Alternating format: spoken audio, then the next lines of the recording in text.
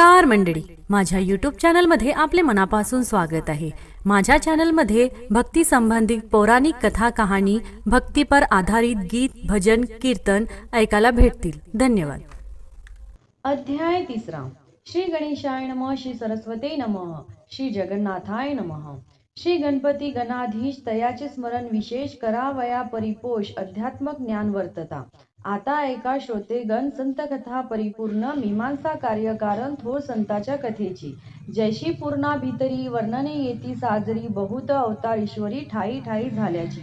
जे डोळ्यांना दिसते अथवा ज्ञानेंद्रियांना जाणवते अथवा प्रयोगाने सिद्ध होते त्याला विज्ञान म्हणती लोक। जे अशा प्रकारे सिद्ध होते ते लौकिक सत्य मान्य होते, परी जे अलौकिक तयाचे लौकिकांची ना बंधने। जे शेकडो लोकांनी अनुभवले त्यास जर का थोंदाड मांडले तर श्रद्धेचे दिवाळे निघाले असे मानावे लागेल। ग्रंथकर्त्याने ज्यास विचारिले चौकश बुद्धीने परीक्षिले त्या प्रत्येकाने सांगितले बाबा होते अलौकिक।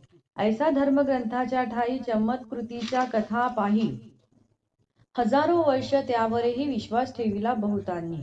आधुनिकता आणि अश्रद्धा यांचे सख्य विख्याता तयावरी विसंबिता अनिर्ध जन होती।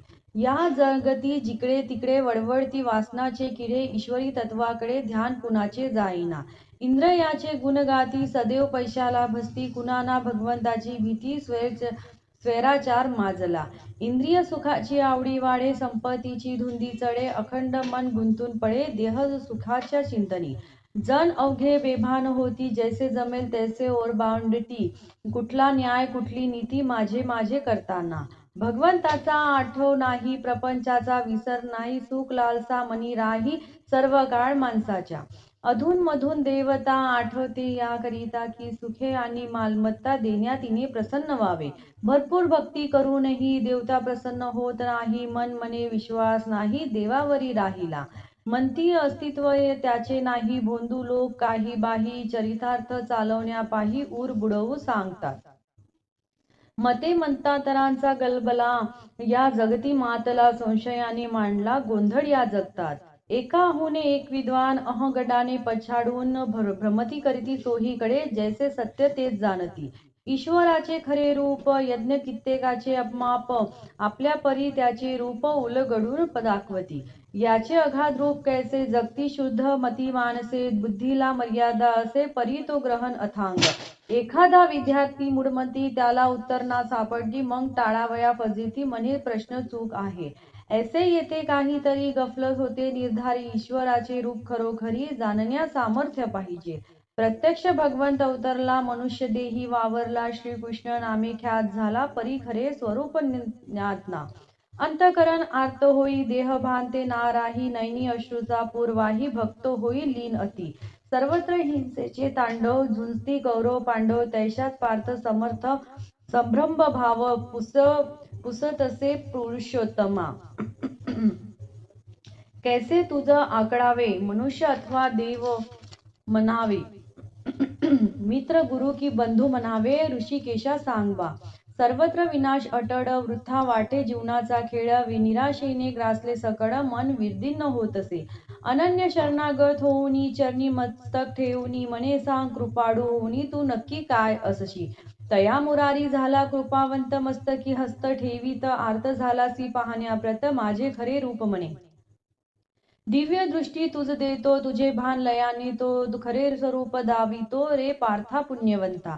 तयासी वंदो ऐसे दिव्य स्वरूप दावितसे, श्री नारायण सांगस्ते या ब्रह्मांडी व्याप्त मी। हजारो सूर्य चंद्र तारे पर्जन्य विजा आणि वारे, समुद्र वडवानल सारे माझ्या ठाई वसतात। मनुष्य पक्षी आणि प्राण जीव लक्षावधी योनी, समुद्र नद्या पर्वत दऱ्यांनी माझे स्वरूप व्याप्त असे। जे दृश्य आणि अदृश्य तेही, जे प्रगट आणि लुप्त तेही, जे ज्ञान आणि अज्ञान तेही मम ठाई वसवसे। ऐसे स्वरूप भगवंत ते वर्णाया मम बुद्धी समीप, अणुरेणू मध्ये व्याप्त निर्गुण तैसाच निराकारही। त्याचे स्वरूप पाहण्यास दिव्य दृष्टी पाहिजे खास, जैसी विवेकानंद दास सद्गुरूंनी दिली होती। विकारी दृष्टीचा माणूस त्यात अज्ञानाचा कळस म्हणतो, देव पाहण्यास मज इच्छा होत असे। जे दिव्य ईश्वरी कणाचे रूप मानवी देहाचे प्रगट्य संत रूप साचे तेच ईश्वरी असती की. परी तेही आकळणे शक्य नाही सहजी होणे, त्यासाठी संत कृपा होणे अति आवश्यक जाणावे. ने अनर्देहधारी ईश्वराचे रूप जाणून संताचे प्रार्थना करून नमवाचे, त्याचे चरणी लीन व्हावे. प्रत्येक मनुष्य प्राण्याला जरी ईश्वर नाही उमजला तरी गरज आहे त्याजला ईश्वर जाणून घेण्याची. संत हे ईश्वराचे रूप आहे एकसाचे, यात संशय घ्यावयाचे कारण काही असेना. असो आता पुढील कथा, आदरे झुकवून माथा पुढे वाचित जातात अत्यानंद लाभेल. श्री जगन्नाथ खेडेगावात शेतकऱ्यांच्या कुटुंबात आनंदाने राहा, सुख दुःखाची तमा नाही. जे मिळेल ते खावे, जेथे वाटेल तेथे बसावे, फार कुणाशी ना बोलावे, ऐसा दिनक्रम चालला. ईश्वराला श्रीमंती नको, उच्च विज्ञान धन नको, प्रपंचाचा मोह नको, सरता कीर्ती नावडे. अति सामान्य माणसाचे सामान्य जगणे आवडायाचे, कष्ट करून जगायाचे जगरहाटीनुसार. ज्ञान फार असल्याचा अथवा सिद्धी प्राप्त असल्याचा अविभाव कशाचा नव्हता तया कारणे.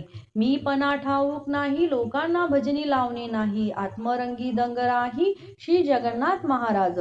भोंदू सांधू नाही तर पैशासाठी मांडणार, देवधर्माचा व्यापार जगन्नाथ नव्हते तसे. धन संपत्ती आणि कीर्तीची, राजसत्ता आणि उपभोगाची हाव नव्हती कशाची, ते जीवन मुक्त होते. वरवर वेडेपणा दिसे, परी त्रिकालाचे ज्ञान असे, दीनदुबळ्यावरी प्रेम असे, मुक्या प्राण्याशी मित्रता. भविष्यातील संकटांची जाण बाबांना असायाची म्हणून येणारे संकट सांगून सावध करीती सर्वांना. कॉलरा हा भयंकर रोग संसर्गजन्य फार, त्याचे संकट गावावर येणार हे कळले आधी. पूर्व संकेत बाबांनी दिले सर्वा लागूनी, पिंपत बादल्या बुडवूनी सावध वारे म्हणती ते. आली गा बिमारी, मेलो गा देवा, ऐसा मोठ्याने करीती धावा, डबे वाजवून अवघा गावा. जागविती एके रात्री लोक म्हणती वेडा, सतत करतो ओरडा, त्याला गावाबाहेर काढा अथवा करा दुर्लक्ष. बाबांचे आई वडील जाणती अघटित घडणार म्हणती, महादेव मंजुळा सहमती दर्शविती निश्चिते. वरच्या माळ्यावरोनी अंजना सरस्वती बाबांच्या बहिणी उत्सुकतेने खाली येऊनी पायरीवरी बैसल्या. आपुल्या दोन बहिणींना जगन्नाथांनी दिली कल्पना, प्राप्त व्हाल तुम्ही मरणा आज रात्रीच ऐसे एकता दोघी बहिणी, का करतोस अभद्रवाणी, म्हणती बाबा सत्यवचनी, खरे तेच सांगतो. झुला जोराने झुलवीत बाबा अस्वस्थ चित्तात, सरस्वती झुल्यावरून पळत अशुभाचा संकेत मिळे. बाबा झोपाळ्यावरी झुलत राहिले 3 प्रहरी, का रात्री कॉलरा प्रवेश करी धानोरकराच्या घरात. सरस्वतीस सर्वात आधी कॉलराची झाली व्याधी, मृत्यूस कवटाळले कधी ते कळले ना कुणास. पहाटे 5च्या सुमारास मृत्यू ये अंजनाबाईस, अनेक माणसे मृत्यूस शरण आली त्या दिवशी. बाबांनी संकेत करूनी अथवा प्रत्यक्ष बोलूनी संकटाची भविष्यवाणी केली होती त्यावेळी. त्यांना वेडा समजून लोक दुर्लक्ष करून महत्व ना देती म्हणून संकट टाळता न येई. नंतर साकडे घालती हे संकट आले म्हणती, आपुल्या गावावरती ते टाळणे तुम्हा हाती.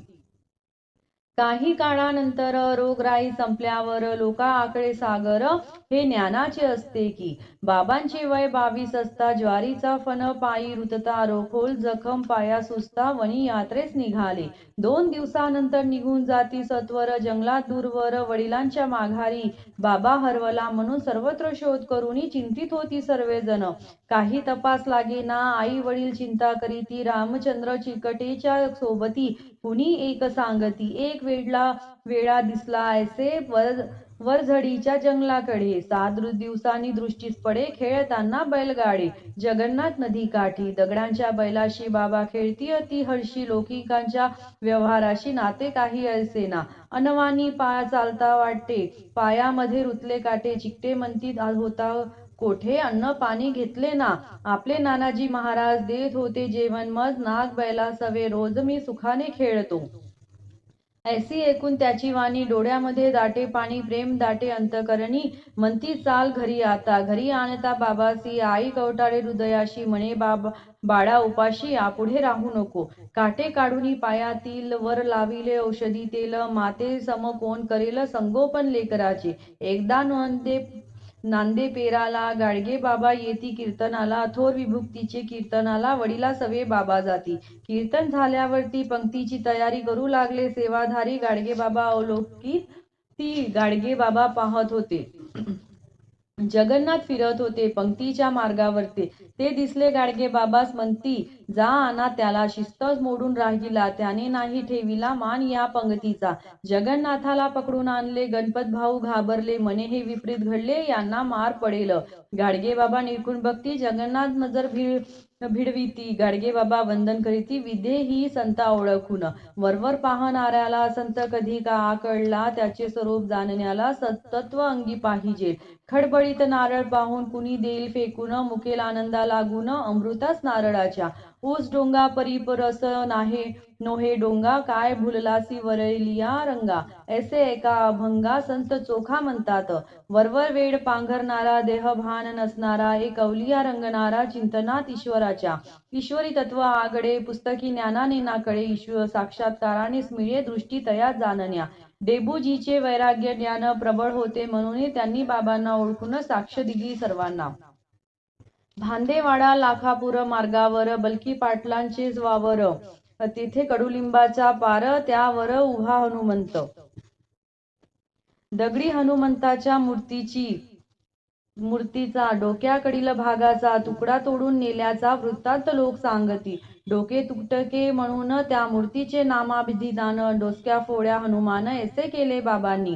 गुरु तुमचे कोण असती ऐसे लोक विचारिता, तेव्हा डोसक फोड्या मारुती ऐसे सांगती निश्चिते. सदा सावून तेथे बसती, दगडी नंदीशी खेळती, कडुलिंबाच्या खालती मारुतीच्या पारावर.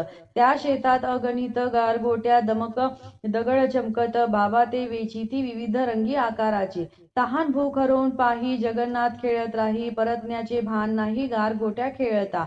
तेथून जवळ भुयारी शेत, तेथे नाल्याजवळ खड्ड्यात, धावंडाच्या झाडालगत बाबा खेळती दगडाशी. मारुती मंदिराच्या बैलमूर्ती ओढ्याकाठी आणती, तेथे जेतूर नामे देवाची वस्ती आहे म्हणायचे. जेतूर म्हणजे भुजंग, अतिघातकी महानाग स्थापन करीती यथा सांग, तेथे जेतूर देवाची. झोलोबाच्या भुयारी शेतात असंख्य सर्प नांदत, अनेकदा दर्शन देत झोलोबा आणि जिजाईला. लीलाबाई कुंदनकरला एक मोठा नाग दिसला, झाडाखाली बसलेला, फणा काढून वेटोळे. लीला हात जोडूनी मनोमनी विनवती, भुजंग क्षणार्धात लुप्त झाला तेथोनी. जेतूर देवासमोर एकदा भाऊ जांभूळकर कोंबडे कापण्या तत्पर, अनुमती मागे बाबांना. मुळीच नाही बाबा म्हण, कोंबडे निसटले अकस्मात, उडून जाई आकाशात, गवसले ना पुन्हा कधी. ऐसे श्री जगन्नाथ मुख्या जीवावर प्रेम करीत, मुखे प्राणी ही वंश होत, अंश जाणोनी शिवाचा. इति श्री अंबादास सूत विचरित श्री जगन्नाथ चरित्रामृत, भूत मात्राशी शक्य होत तृतीय अध्याय. श्री जगन्नाथाय नमः.